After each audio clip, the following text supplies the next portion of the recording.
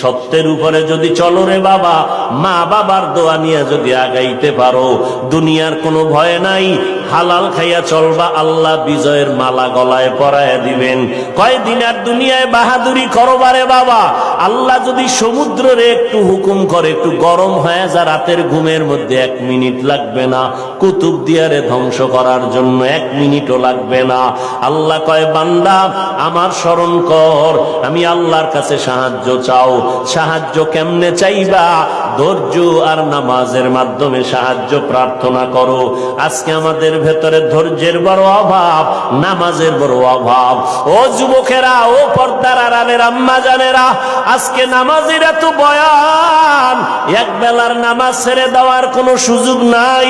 ও যুবক, এক বেলার নামাজ ছাড়ার কোনো কায়দা নাই, অথচ তুমি নামাজ পড়ো না রে বাবা।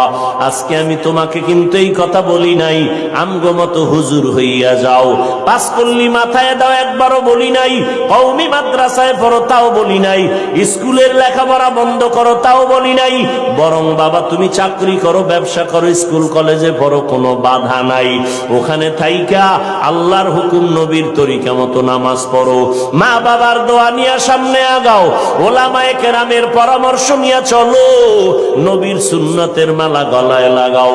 খবরদার, কপাল পোড়া যদি হইয়াই থাকো, তাহলে কিন্তু তোমার কপাল দুনিয়াতেও শেষ, আখিরাতেও শেষ।